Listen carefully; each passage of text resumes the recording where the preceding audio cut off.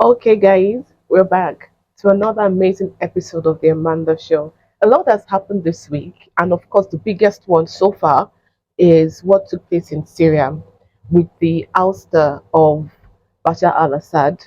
I want us to discuss what just happened in Syria from the context of Africa, looking at it from the African perspective, because you may be thinking that Syria is a million miles away from us in Africa, but it's not.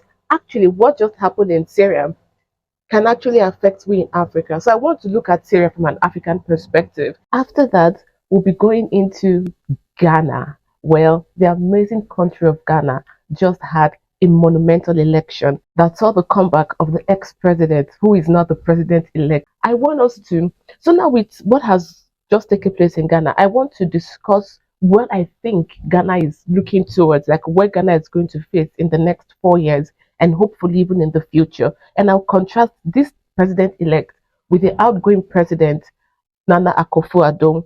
We'll contrast their policies and see, all right, where is Ghana going? And then we'll conclude this episode of the Amanda Show with Kenya slash Haiti. So 20 of the police officers that were dispatched to Haiti, the Kenyan police officers that were dispatched to Haiti, have tendered their resignation. I want to look at, because remember when President Ruto insisted on dispatching his police officers to Haiti at the behest of the United States, even when the courts in Kenya ruled it illegal. When that was going on, I had a conversation on this show saying that these people that they are, these officers that are being sent to Haiti are not going to get anything done because it's not going to be the first time that Haiti is having quote unquote police officers dispatched into their country to help bring peace and calm. Well, just as we said, things are not going very well for the police officers of the Kenyan police officers that have been dispatched to Haiti. Even it looks like some other countries are not keeping their own end of the bargain. So we are going to discuss that in this episode of the Amanda Show. Thank you so much for joining me. As usual, don't forget to like this video, subscribe to this channel, and share this video with your friends and your family so that we can reach more people across the continent and across the world. And also, please remember that I have just recently set up a Buy Me a Coffee account. So if you want to support the work I'm doing on this channel, feel free to use the link that is now displayed on the screen. I'm also going to link it in the description. Thank you for joining me in this episode. Let's begin. Bashar al-Assad has fallen after over a decade of external players trying to kick him out of power in Syria. The first thing that caught my attention with the fall of Assad is how much there was no battle. You know, when you think that a country that has experienced quote unquote civil war, I don't think it's a civil war, it's just that some terrorists were propped up by outsiders, namely Turkey, United States, Israel, and then maybe UK and some others. But these are the three main players. So these terrorists that have been propped up over the years against Assad, you would think, and then they had that fight. I don't want to call it a civil war, but they had that war that the army, the Syrian army, claimed victory with the help of the Russians. So you would think that a country that such powerful people, such powerful countries like the United States and Turkey are looking to overthrow your government, that the military will be top on its feet. But I don't think that's what happened. Clearly, there was no battle, there was no fight. Assad fell because his military, his army, just decided not to fight. I've seen several videos. Some of them were saying they were instructed to stand down from the top, from Aleppo to Hama, even to Damascus, even to the it wasn't Damascus wasn't, and all these cities apart from other than Damascus, all these cities weren't conquered. They were given up. There was no fight. There was no battle. There was no action from the military. If you would ask me, I would say I don't have any evidence of this, but I just have a hunch. I would say that I think that some top players within the military were bribed for such a thing to happen. I think corruption is at play here, and it's inclusive of bribery. But apart from what just happened to Assad, which is a painful thing, because I'm of the opinion, I have always said that on this show, that all this regime change exercise, all this regime change movement does not benefit the country or the region or even the world. You come talk about, oh, Assad is bad, bad, bad, bad, bad. Yet The replacement, is it the better thing? These are literally head chopping terrorists. The guy who just claimed victory now, the what is it, Al Johnny? I'll find his name and put it on the screen. Anyway, that guy was literally the head of Al Qaeda in Syria. So if you say, oh, they are no longer part of Al Qaeda is not just a fighting force, it's an ideology. And for him to sign up to head Al Qaeda branch in Syria, meaning that he agrees to that ideology. But we are seeing even the American government had a 10 million bounty on his head. But still, this same government has supported him, propping him up. You just imagine, say you don't want a dictator, you want a head chopping terrorist. Well, other than that, I want to mention from how this whole thing in Syria, you may think, oh, Syria is far from Africa. Okay, yes, it's far from Africa, not that far, but even if you say Syria is far from Africa, that does not mean what is going on in Syria does not affect us. There's a video that I want to show you. Watch this video. This is from a US official, a government official, a top government official in the military, where he's talking about United States planned military intervention in different countries. Watch this video and we'll come back to discuss it. About 10 days after 9/11, I went through the Pentagon and I saw Secretary Rumsfeld and Deputy Secretary Wolfowitz. I went downstairs just to say hello to some of the people on the Joint Staff who used to work for me, and one of the generals called me and he said, "Sir, you got to come in. You got to come in and talk to me a second." I said, "Well, you're too busy." He said, "No." He says, "We've made the decision. We're going to war with Iraq." This was on or about the 20th of September. I said, "We're going to war with Iraq. Why?" He said, "I don't know." He said, "I guess they don't know what else to do." So I said, "Well, did they find some information connecting Saddam to Al Qaeda?" He said, No. He says, "There's nothing new that way. They just made the decision to go to war with Iraq." He said, "I guess it's like we don't know what to do about terrorists, but we've got a good military and we can take down governments." And he said, "I guess if the only tool you have is a hammer, every problem has to look like a nail." So I came back to see him a few weeks later, and by that time we were bombing in Afghanistan. I said, "Are we still going to war with Iraq?" And he said, "Oh, it's worse than that." He said, he reached over on his desk, he picked up a piece of paper, and he said, I just got this down from upstairs," meaning the Secretary of Defense's office today, and he said, "This is a memo that describes how we're going to take out 7 countries in 5 years, starting with Iraq and then Syria, Lebanon, Libya, Somalia, Sudan, and finishing off Iran." So did you hear that? They had a plan that over the next 5 years, they were going to overthrow governments around the world, including African governments. Now, this video is from early 2000, I think 2003 or 2, but some of you may not know that in 1996, Benjamin Netanyahu, the current Prime Minister of Israel, wrote a book about terrorism. And in the book about terrorism, he listed 7 countries that should be overthrown for the benefit of Israel. And these 7 countries that he listed in his book that was released in 1996 are the same 7 countries that this US official just mentioned. They said they were going to invade Iraq. They did. Not just invade, we're going to overthrow the government of Iraq. They did. We're going to overthrow the government of Syria. They have just done that. They were going to get involved in Lebanon. They did. Quite all right, it was going to culminate with Iran, which that's why I have said it several times on this show. Netanyahu is looking for a war with Iran. This has been the plan since this book was released in 1996. But other than these 4 nations, remember that he mentioned Libya. He did. He mentioned Somalia and Sudan. And let's not forget United States NATO's intervention in Africa. Somalia, in fact, sometime next year, God willing, I want to bring a guest on this show so we can talk about Somalia. Somalia may look like, oh, it's so like, oh, the chaos has been there for a very long time. But this guy is just telling you that the chaos and the fire that we are seeing burning in Somalia was done intentionally. Netanyahu told you in 1996 that we're going to get involved in Somalia. It doesn't matter the US government that comes in, everybody bombs Somalia. They've been bombing Somalia even maybe even before I was born. Somalia has been under US bombs. Why? Because some people somewhere felt that the government of Somalia was not going to work in their favor. So they thought the best thing to do was to overthrow the government of Somalia. Okay, now that the government has been overthrown for decades now, what good has it done to the people of Somalia? Nothing. Till today, there's no peace in Somalia. In fact, that overthrow of the government in Somalia is what led to this chaos we've been seeing in Somalia. Somalia is now is like the breeding spot for terrorists in Africa. So the overthrow of the government of Somalia, what good has it done to the people of Somalia? Nothing.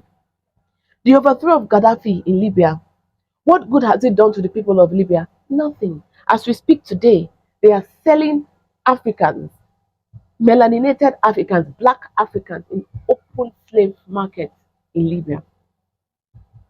How did it benefit the region? It did not. How did it benefit the world? It did not. How did it even benefit the Israel? How? Because at the end of the day, you're just breeding terrorists that decide to cause chaos everywhere. Do you understand me? Now let's look at Sudan because Sudan was also mentioned. Remember that when in Donald Trump's first term, when they created that Abraham Accord, Sudan was one of the countries that signed up to the Abraham Accord, and people were like, "Oh, this is historic." It could have been historic because they broke Sudan's back. They said they don't want the government of Sudan. They overthrew the government of Sudan. Yet, fire as we speak, fire is burning in Sudan. It's not. Remember that Sudan was one country before they now created Sudan and South Sudan. And South Sudan is the one that is in love with the West. And interestingly, it's the part that has the oil.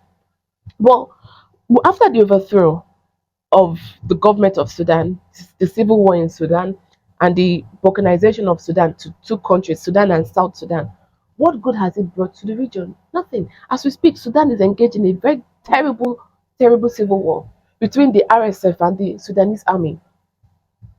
Even as we speak, the South Sudan that they sold a pipe dream to, telling them that that once you're separate, so once you separate, everything is going to be so beautiful and so amazing. They are finding out that it is not going to be so beautiful, so amazing.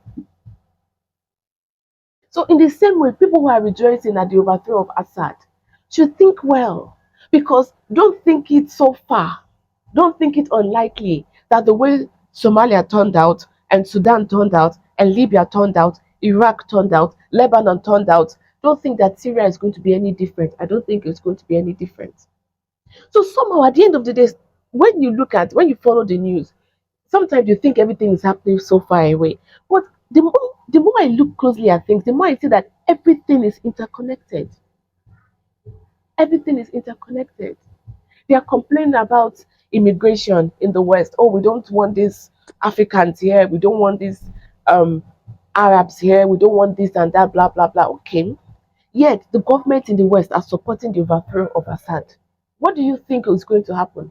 Turkey, Erdogan, that said, oh, no, no, no, they should remove, because one of the reasons he was trying to have a meeting with Assad before the overthrow of Assad, one of the reasons he was trying to have a meeting with Assad was so that Assad can take some of the Syrian refugees in his country, because they don't want the refugees. Maybe it's getting difficult for the government to manage them, probably. But how does Erdogan think that the overthrow of Assad is going to help him is going to elevate the refugee crisis? It's not, it's going to get worse.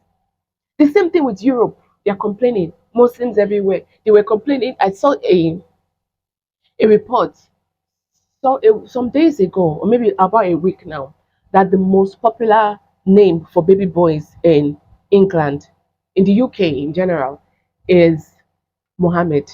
And people were like, oh, the Muslims are coming to overthrow the UK. The Muslims are coming to take over. They want to turn the UK to an Islamic state. Blah, blah, blah. All right.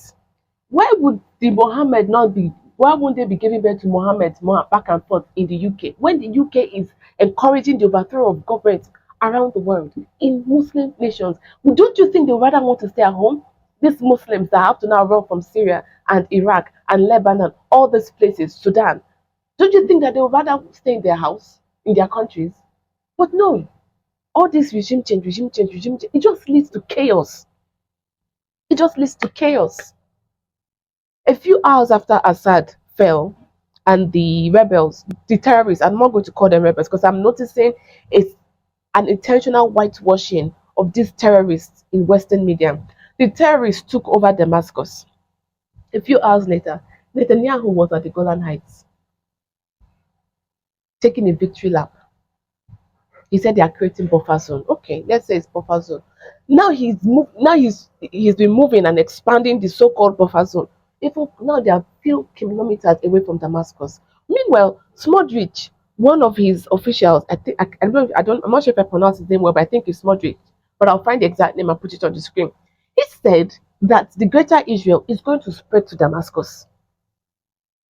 So what is the Israeli military, the IDF, doing crawling close to Damascus? And as we have seen that the terrorist who is now heading the government in Damascus said that when they was asked, are they going to do anything about see how Israel is expanding its territory into Syria? He said, no, no, no, that Syria has been facing a lot of war. They're done fighting. So therefore, Israel can keep encroaching and taking territory. And I want to ask Netanyahu, this territory he's taking in Syria, how does he think it's going to, in the long run, is going to benefit Israel? Maybe you have this dream of greater Israel, fine, and then you probably think that the way you've been dealing with them in Gaza and the Palestinians in Gaza is the way you're going to deal with these other ones in these new territories you take.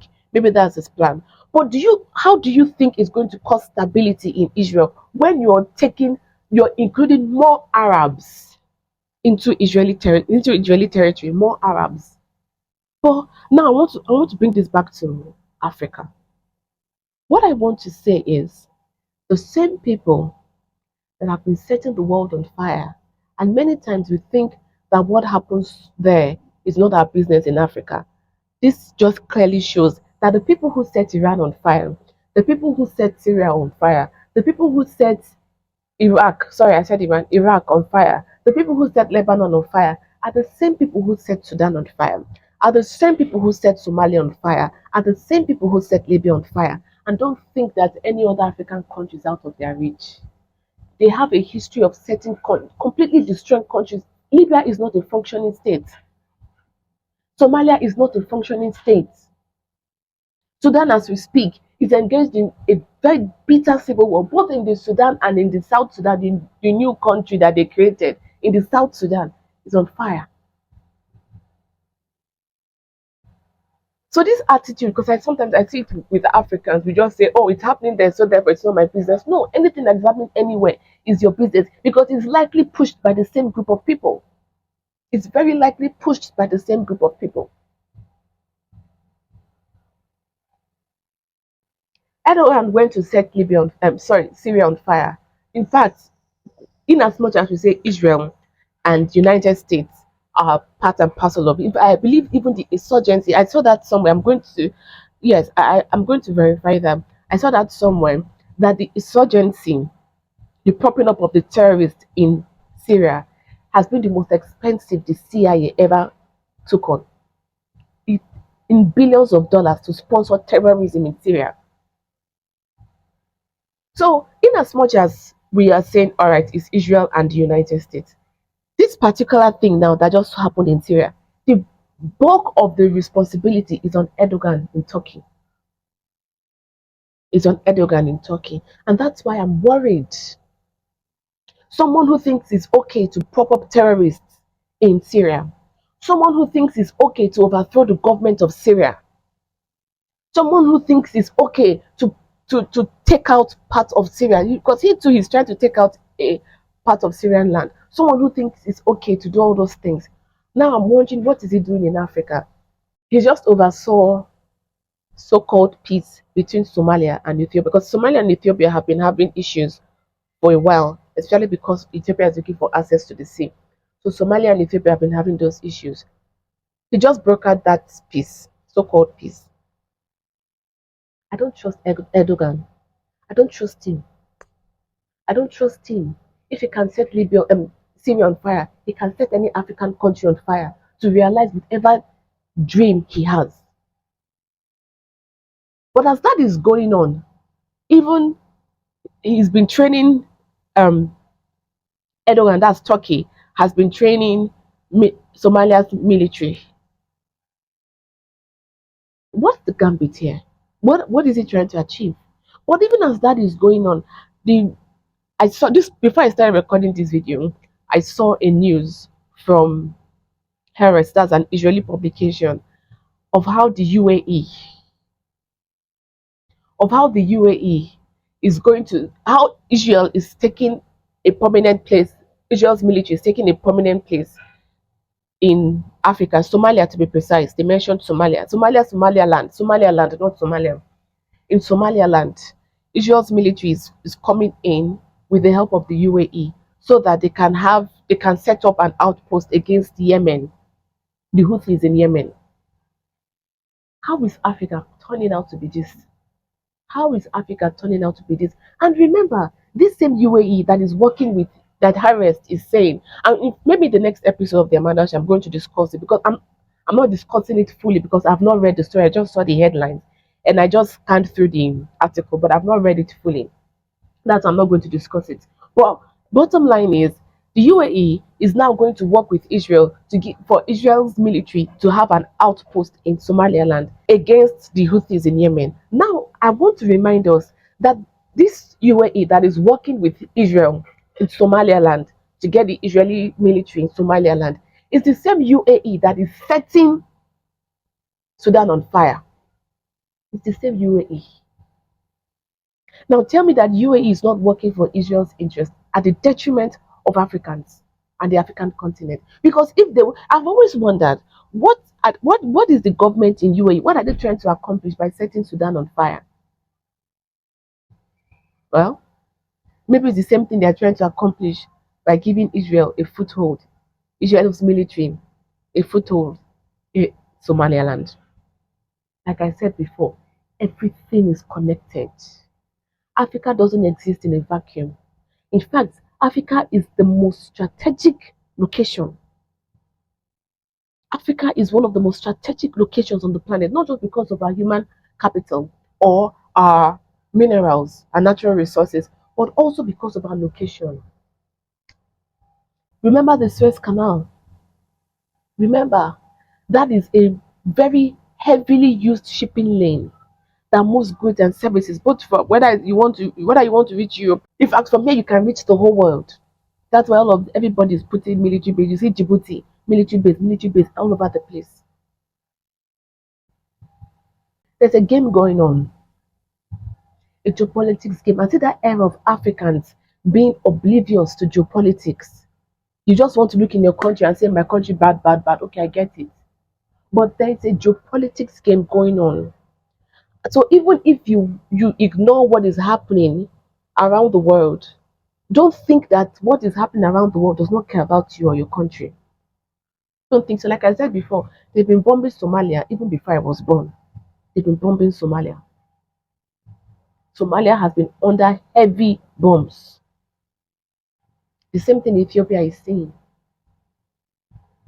Okay, look at this Somaliland. You don't even remember that there's a, although it's not internationally recognized, but you don't even remember that there's a place called Somaliland. There is. Israel is trying to put military base there with the help of the UAE, the same UAE that is setting Sudan on fire.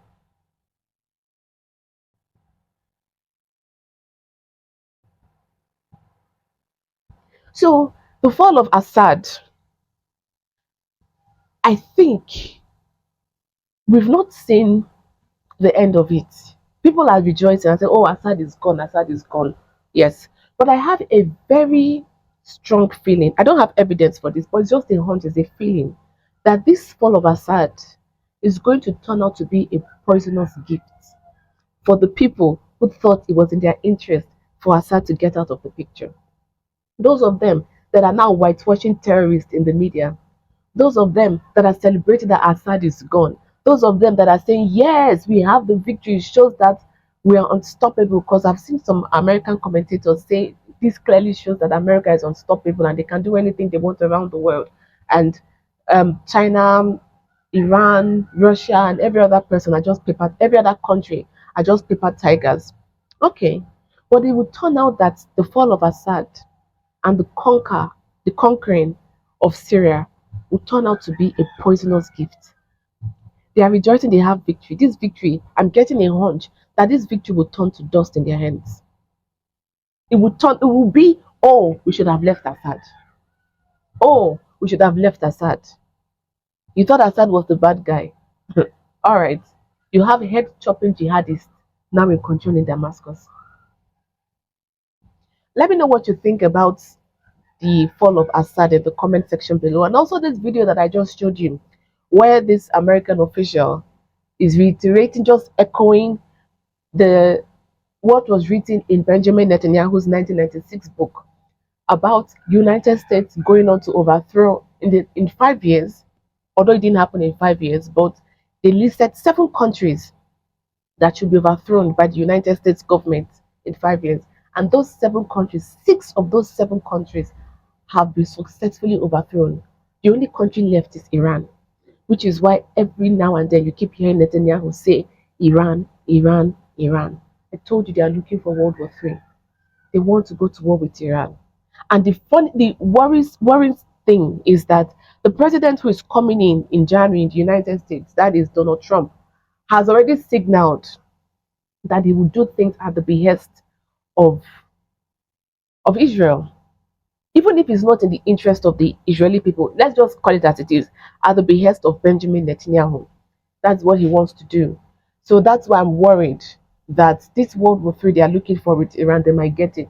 Let me know what you think about that in the comment section below. And even our African nations, Libya, Sudan, and Somalia, that were listed in the list of the countries to overthrow, and how these countries, as we speak today, they are just a chaotic mess. Let me know what you think about all of this in the comment section below. Don't forget to like this video, subscribe to this channel, and share this video with your friends and your family so that we can reach more people across the continent and across the world. And if you want to support the work that I'm doing on this channel, feel free to use the Buy Me a Coffee link in the description, and I'm also leaving it on the screen. Thank you for your support. I really appreciate it. We just saw a historic election take place in Ghana where the people, particularly the young people, but the people in general of Ghana, said they are tired of the current administration and they want something different. That has led to the comeback of President John Mahama. Now, I want to discuss what I'm suspecting might be his policy, but don't take this as this is it. I'm just saying this based on articles I have read, comments that I have heard him made, and his history. But first of all, before I get into the president elect, I want to talk about the outgoing president, Nana Akufo-Addo. The first time he caught my attention was at the US Africa Summit in December 2022. And during that US Africa Summit, it was in a meeting with Anthony Blinken. Now, first of all, I want to say that I felt that US Africa Summit was very disrespectful because they packed African leaders to go to Washington to have a conversation with the Americans. And Biden didn't have the decency to sit down one on one with these leaders. He didn't think Africa was important enough. Joe Biden did not think that Africa was important enough for them to have conversation with the leaders of Africa. Instead, he delegated it to Anthony Blinken. So it was Anthony Blinken that sat down, taking notes. An African leader will come and they will have a conversation and they will take notes. Well, I wonder what has come out from those notes they took. Back to Akufo-Addo. During that meeting, he said something. He said, in fact, he did not just say, he was reporting the leaders of Burkina Faso and Mali, because Niger hadn't the military overthrow in Niger hadn't taken place yet. So he was reporting Burkina Faso and Mali to Anthony Blinken. And he said that the leaders of Burkina Faso and Anthony Blinken, I'm paraphrasing, they are making Ghanaians worried because they are brought in Wagner. So Wagner is working in the countries, that's Burkina Faso and Mali, which is making Ghana nervous because it can lead to terrorism spiking up in Ghana. And Anthony Blinken was like, oh yeah, really? And was taking notes. It seemed to me like Akufo-Addo, the class captain, was reporting his classmates, that is Burkina Faso and Mali, to the teacher, which is the United States. I thought it was really, really it was belittling of Ghana. I thought he belittled Ghana. But that was the first time. The second thing I noticed, I just want to mention, was when and I discussed that on this show, that he had an interview with France 24. And during the interview with France 24, he said that ever since the French military left, terrorism has gotten worse in the Sahel region. I did a video about that on this channel. You can go and look for it. He said terrorism has gotten worse in the Sahel region, implying that Sahel was better with the French military still in place. And then I said the French military were there, they did not put a stop to the terrorism. And after that, Macron also saw him and gave him a title, a French award like that. So this is it. So clearly, with Nana Akufo-Addo has been completely pro-West. I've said before, you can work with the West, though. But me, I say work with everybody. So my issue with Akufo-Addo is that he's so pro-West, and then he looks down or talks down on the East, as if all that have listed wasn't bad enough. Just weeks before he left office, or before this election, he unveiled a statue of himself. He unveiled a statue of himself to his honor. And sometimes, yeah, one thing that we learned growing up was that it's better for other people to sing your praises. Don't sing your praise yourself. But you see these leaders that have been so incompetent and haven't gotten anything done. Then to make matters worse, they now want to celebrate their non-existent accomplishments. It's very telling. I have learned that people who try to celebrate their non-existent accomplishments are those who feel inferior, and they hope, oh, please remember me, I've done a good thing. And that they can also be narcissists. Nana Akufo-Addo unveiled his statue, really towering gold statue. I wonder why. The same thing that Tinubu did when he unveiled his portrait, the largest, Nigeria's Tinubu, by the way, just in case you don't know who Tinubu is, the largest painting, portrait in the world. He unveiled it on Nigeria's so-called Democracy Day. What I felt telling, it was, of all the paintings to unveil, it was your own. People who tend to do that know that they have not accomplished anything. So that is that with ex-president Ado. Now I want to come to the incoming president. He has. This is where I'm really going to be speculating. When Nana Akufo-Addo was complaining about Burkina Faso and how it has about terrorism and all of those things he was complaining about, this incoming president of Ghana, who was one time president anyway, this incoming president of Ghana mentioned that rather than treat Burkina Faso the way that ECOWAS treated Burkina Faso, it's better to be nice. I'm paraphrasing, but it's better to be nice to them, because whatever, if there's terrorism in Burkina Faso, it could affect Ghana. So it's in the interest of Ghana to work with them instead of ostracizing them, work with them to get rid of terrorism. This same president who is coming in now is also friendly with the Russians. I believe, if I'm not mistaken, I think attended, he was a beneficiary of this scholarship, this educational scholarship that the Soviet Union was giving to African countries back then. I think he went to a school in Russia or in the Soviet Union. So this shows that he already has a soft spot for Russia. And this soft spot for Russia, he has also shown a soft spot for Burkina Faso and these AES countries, which is why some people are asking, is Ghana going to join the AES? I don't know if they're going to join the AES, but I'll be really excited if they do join the AES. But I don't know if they're going to join the AES. But what I do know is that the new president, Mahama, is going to be more sympathetic towards these countries, that is Mali, Burkina Faso, and Niger, compared to the outgoing president. And is also going to be sympathetic to the Russians compared to the outgoing president.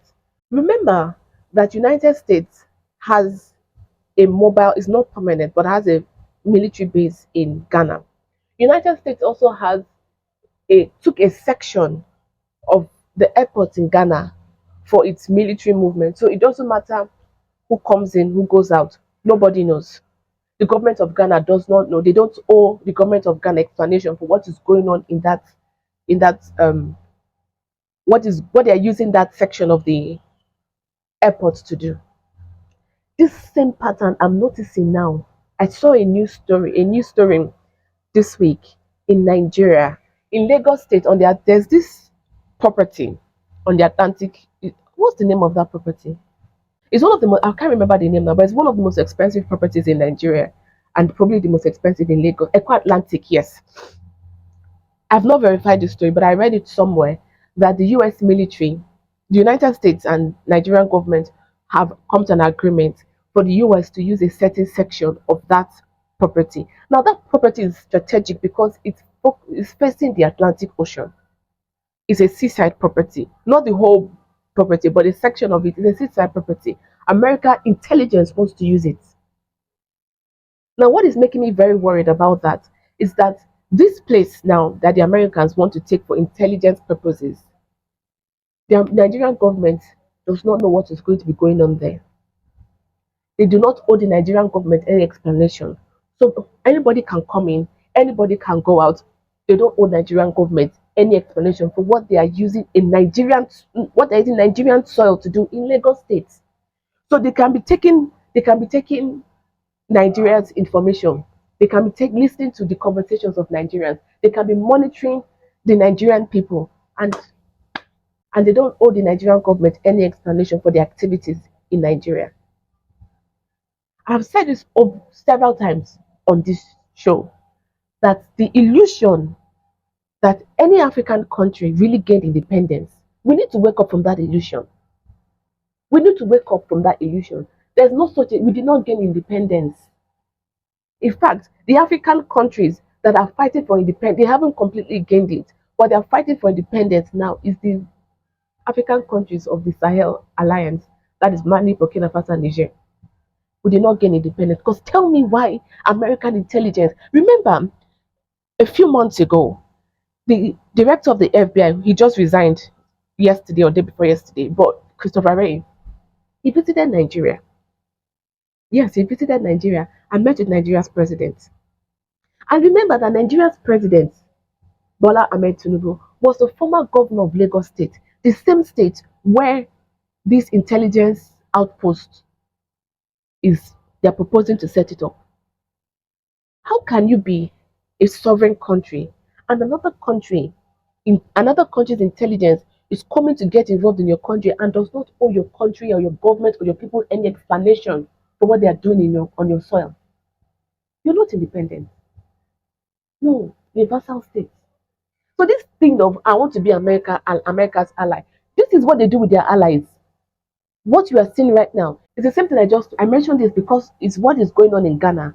The US military took a section of Ghana's airports and they are engaged in activities using that section of the airport. They do not owe the government of Ghana any explanation for what they are doing. They don't. They just behave how they want to behave and they continue. I'm still looking at Kenya in that with that eye. You see this thing, this Nana Akufo-Addo, Tinubu, and Ruto have been the most pro-West governments of Africa recently, and these are relatively fresh leaders. They're just coming up on the scene. Tinubu came in 2023. Nana Akufo-Addo just came in. He's leaving now, but he just came in a few years ago. Ruto in Kenya came in 2022. So they are really just fresh leaders, and they have sold out their countries. At least before, Nigeria had an air of independence because there was no military base in Nigeria. Next week, I want to talk about something. I just heard the news, but I've not really researched it. That's why I'm not talking about it today. And that is Tinubu. There are rumors, but it's not. I've not confirmed it, but there are rumors. Maybe I will talk about it next week. Like I said, that Tinubu of Nigeria wants to bring in a French military base in Nigeria. Nigeria has prided itself since so-called independence, but it's nothing. But since 1960, Nigeria has prided itself that in the fact that there's been no foreign military base in Nigeria, not one. And it's a good thing. Not the Russians, not the Americans, not the French, not the Chinese, nobody. It's a good thing.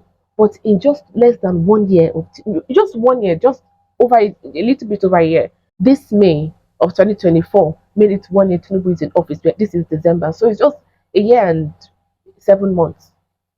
So in 1 year, 7 months, Tinubu is rumored to bring in French military base to Nigeria. In 1 year, 7 months, there's rumors that the American intelligence is coming to set up an outpost in Lagos State. And in this outpost, they hold the Nigerian government or the Nigerian people no explanation. In 1 year, 7 months, this is what you say state capture. This is it. Oh God, there are things I want to do next year. And that's why I need your support. Share this video, subscribe to this channel, push this word out because there are things I want to do next year. Next year, I want to begin to have important, I want to bring experts on this show to discuss important things. Just in case Africans don't understand the way state capture works, just in case Africans don't really understand the way the game of geopolitics is played, we need to wake up to what is going on this continent. How can the US intelligence be bringing an outpost to Nigeria in Lagos State, the most populous state and city on the continent, the most populous state and city on the continent, bringing it to the most populous nation in Africa, and they owe the people and the government no explanation. This same FBI, this same FBI that has spent decades spying on Americans, they just released the information. Edward Snowden, that was one of the things that he exposed. That's one of the things that he exposed. That the American intelligence apparatus were spying on Americans. Yes, we know that they are spying on us using all these social media platforms. After all, Facebook, YouTube, all these things belong to um, American companies that have shown ties with the intelligence agencies. So I get that, right? But this one is so blatant. At least in those instances, you can hold Facebook responsible, you can take them to court, you can find them, all of those things. But this one, the American intelligence is coming to set up an office in Nigeria and host Nigeria and the Nigerian people and the government no explanation. They did it in Ghana. They did it in Ghana. So back to Ghana and the elections in Ghana. That's why I'm thinking that because this incoming president has gone through the Soviet education system and has a soft spot for um, Russia, he may reorient Ghana to the east. And now I'm not saying he's going to cut off ties with the West. He's not going to cut off ties with the West. After when he was president the first time, he did not cut off ties with the West. So he's not going to cut off ties with the West. But this policy of Nana Akufo-Addo, where he just comes and he says, "Oh, reporting um, the Burkina Faso, Mali to Anthony Blinken, and Anthony Blinken is taking notes."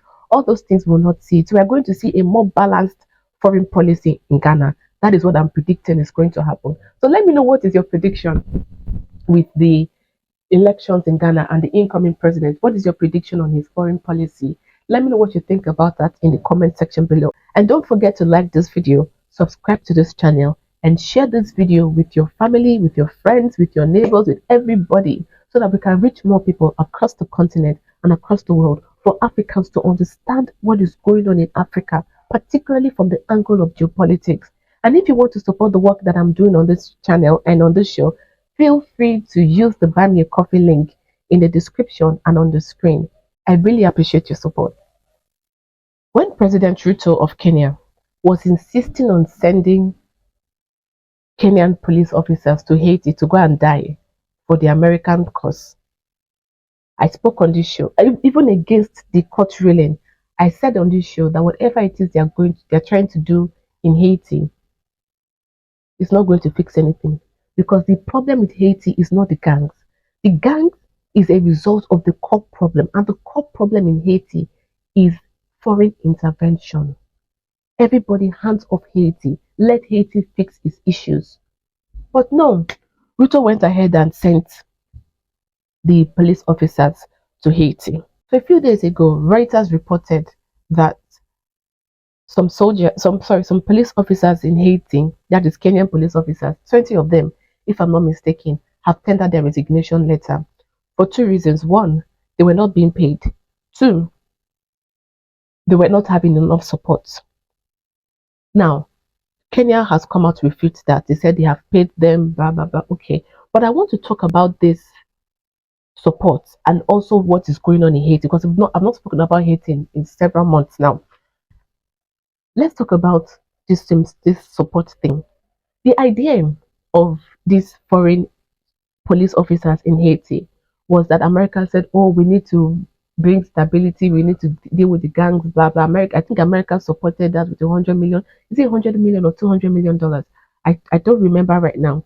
But Kenya sent 400. In all, they needed 3,000 police officers. Kenya sent 400, and other countries were supposed to send police officers. I think Barbados was supposed to send, Jamaica was supposed to send. But I don't think that as much police officers that were said were going to be sent have been sent, meaning that some countries have just backed out of it or have not fully um, kept their obligation. Which is why Ruto came out some days ago to say they are going to send more police officers to Haiti to keep the peace. I've said this before, and I'm saying it again. That errand of police contingent in Haiti is a fool's errand because it's not going to lead to any stability. Instead, the matter in Haiti has gotten worse. Yes, they may not have told you in the news, but the matter in Haiti has gotten worse. I read in the Miami Herald. Yes, I think it was the Miami Herald. I read in the Miami Herald about how worse the situation has gotten in Haiti. The gangs have taken over a region. In fact, let me give you this is so gruesome. The gangs have taken over a region and now they are just executing people. They'll pull you out of your house and kill you because they'll say, "Oh, you're working with rival gangs or you're working against this." It's been chaos. I read still in that Miami Herald article. I put the article on the screen. Still in that Miami Herald article that someone was being interrogated by the police, and as the police was interrogating them for something, they were just set on fire by a gang member. People are being caught. People are being dismembered in Haiti.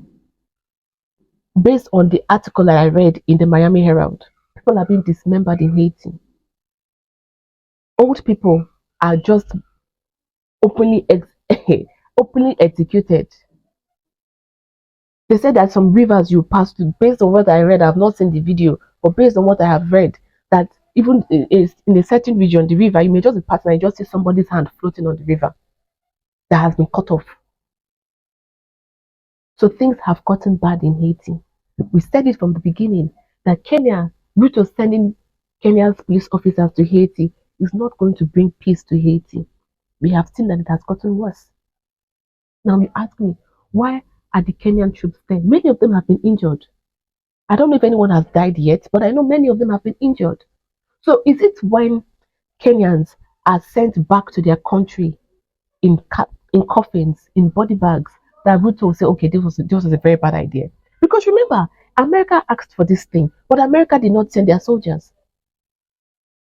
Because yes, the whole world is going to say America again. There was even a time that Canada wanted to send its soldiers, but it didn't. So is it the Kenyans that should be killed? Is it okay for the Kenyans to die? Help me ask Ruto.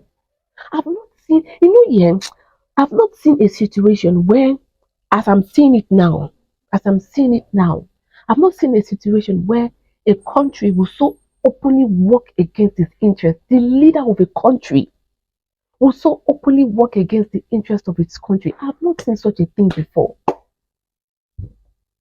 It's so, like I mentioned before, we are seeing it in Nigeria, we are seeing it in Kenya. Is this what it means to be an American ally? Because sometimes there's no growing up, right? And even before I started following geopolitics closely, I used to think that being an American ally was the best thing that ever happened. That is, you should be so happy, you want to be in the American cab. Which I began to closely look at. America, after all, Henry Kissinger said that being America's enemy is dangerous, but being America's friend is fatal. And I agree with him. Okay, see America's ally, Ukraine. See what they're doing to Ukraine. Just look at what is going on in Ukraine. See America's ally, Germany. Not just is a NATO ally. Germany is a NATO ally. Germany is in the EU. We all know that EU is an American project. It's not a European project. It's an American project. But Germany is in the EU. Look what they did to Germany's economy. They blew up the Nord Stream. Joe Biden's administration, Biden did it. He blew up the Nord Stream. Now, industries are closing in Germany. The cost of living has gone up in Germany. The price of energy has gone up in Germany. Industries are closing because now energy is expensive. They were getting cheap gas from Russia to run their businesses. So is this what it means to be an ally? Look at the UK. Do you understand? How is it that the empire, it just seems to me like I'm going to preserve myself and I'm going to throw all of you in the fire if I have to.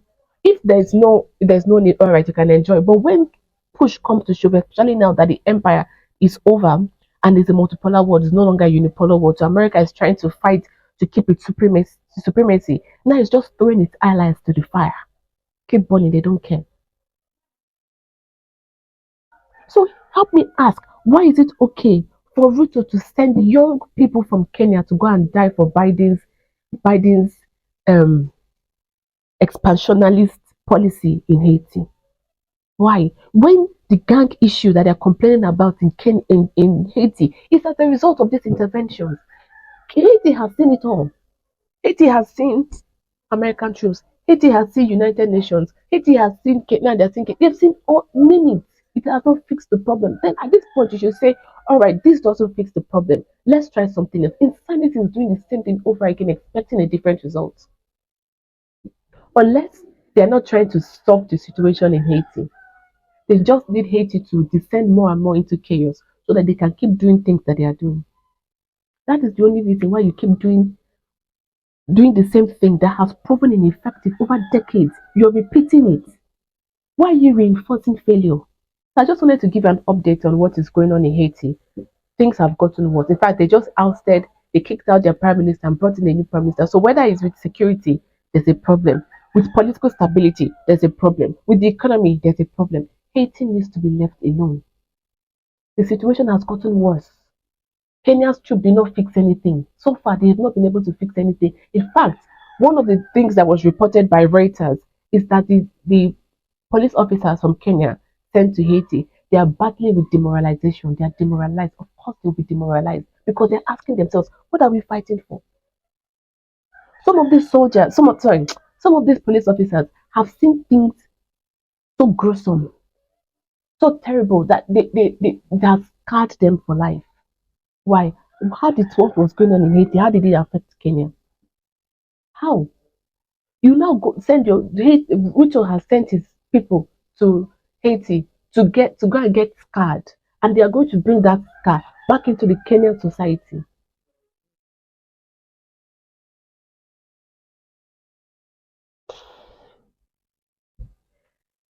The time is coming, and it's coming very fast, where we are going to insist of African leaders that work in the interest of Africa, and Africans are going to speak with one voice. They're going to speak with one voice, and they will demand African leaders that work in the interest of Africa. Let me know what you think about the chaos in Haiti in the comment section below, and how Ruto has really hurt, because that's what I think he has. I think he has really hurt Kenya by sending his troops, because now he's tied in Haiti. If other countries, like they are already doing, say they are not sending their police officers, Kenya will have to send more, because now they say, all right, at the end of the day, it's going to be a United Nations force that will come in into Haiti. But for now, let Kenya just be doing. If the United Nations force is delayed because it has to be approved through the Security Council, what if Russia and China veto the motion? What if Russia and China veto it? And then the United Nations force is not sent, and other countries they don't send as much as they said they were going to send. It now boils down to Kenya, because they told Ruto, you're taking the leadership position, you're taking a leadership role, and Ruto was feeling good about himself. Now, when everybody don't keep up to their end of the bargain, it's left to Kenya to keep sending more people, more police officers, more citizens of Kenya to go and die in Haiti for another country's expansionalist policy, because America wants to remain the hegemon and the dominant force everywhere to keep every country under its thumb. Haiti, Kenya will keep sending its people to die for nothing? Let me know what you think about that in the comment section below. As always, don't forget to like this video, subscribe to this channel, and share this video with everybody you know so that we can let the world know what is going on in Haiti and how Ruto has trapped Kenya in that cycle of sending his people to go and die in a foreign land for nothing. Let me know what you think about all this in the comment section below. Finally, if you want to support my work that I'm doing on this show, please use the Buy Me a Coffee link in the description, and it's also the link on the screen. Thank you so much for your support, and thank you for joining me in this episode of The Amanda Show. I'm so glad that you joined me today. I'll see you in the next episode. Bye bye.